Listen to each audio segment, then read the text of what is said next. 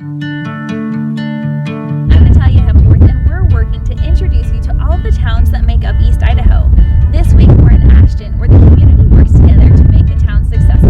When you first drive into the city of Ashton, it doesn't seem like there's much to see. You know, when there's new cars in town, wait, that's a new one, who's that? But there's a lot of staples in the community and a lot that the little town is famous for. Most of the barley that's grown here goes to Anheuser-Busch and Miller Coors. This is a major source of malting barley for those international companies. Stature of this place from an agricultural standpoint, this is the seed potato capital of the world, and it really is that. It's not just a billboard on the highway. On top of that, there are so many outdoor activities to try in the area. I mean, the advantages to living here are pretty big. There's fishing, like 2 miles up the road. There's hunting, hiking, camping. There's a reason that people come from all over the world to go to Island Park in Yellowstone, and because this is the place to come and play. There's a lot that makes this town of 1,100 unique. Take Ashton's only surviving grocery store, for instance. I like to go by color,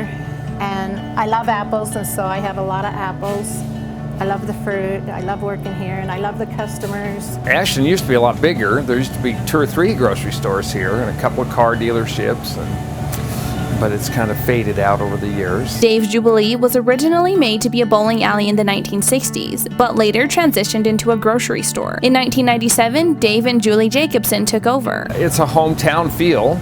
You know how some people just come in here not even to shop, just to visit. The businesses on Main Street are also rich with history, as some of the infrastructure has been there since the town was founded in 1906. One such place is Shop on Main, a local coffee and artisan shop. We had our drive-through coffee shop over there across from, Big Judd's and the Travel Plaza. And then this opportunity came up, and we always wanted to be able to support the local artisans and have a place that had unique gifts. Shop on Main's co-owner Esther Ryland says back in 1906, the space was occupied by the Royal Hotel. Then it was a Masonic temple. When Ryland's family got their hands on the building, they wanted to take it back to its glory. The upstairs was completely bricked in. I have pictures if you want to see what it is, and my sister took the original pictures from the archives so that she could recreate the front of the building and get it as close to the history as it was. Another business that's been a staple in the community is HG Lumber and Hardware. The store has been running for 52 years. We are one of the oldest companies that have been around in the same family, besides like Ranke Grain and Wynn's Furniture, and Strong Sons is right up there with us. Clerk and CFO Amber Steinman says over the years the community has come to rely on them. I don't know, I think that there's enough of a community around here that if we don't have it, they can go over to Strong Sons. If Strong Sons doesn't have it, they come over here. So, I mean, we try to play off of each other and encourage to stay local. Another fun thing about Ashton is that everybody here wears a different hat. The mayor owns a hardware store, and the owner of Dave's Jubilee, he's actually the president of the Chamber of Commerce.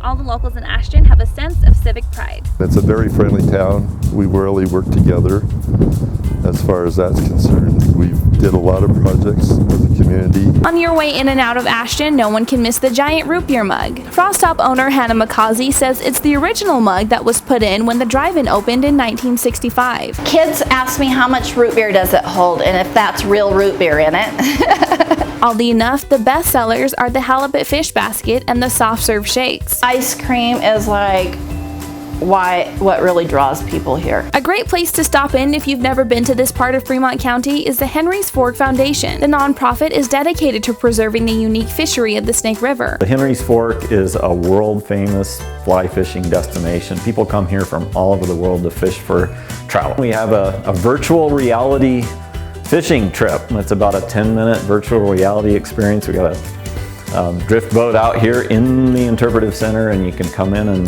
see what it's like to take a float trip on the Henry's Fork. And if you've never done it, maybe the virtual reality experience would make you go out and take a trip on the river. If there's anything to take away from the city of Ashton besides the plethora of outdoor activities, it's the fact that community is family. We take care of each other, and we rally around each other. You just can't beat the Ashton community. You really can't. everyone helps out everyone. When you know your neighbors, and you'll do anything for them. Come and give us one day and let us show you what Ashton has to offer. So if you're ever headed up to Yellowstone, don't be afraid to turn right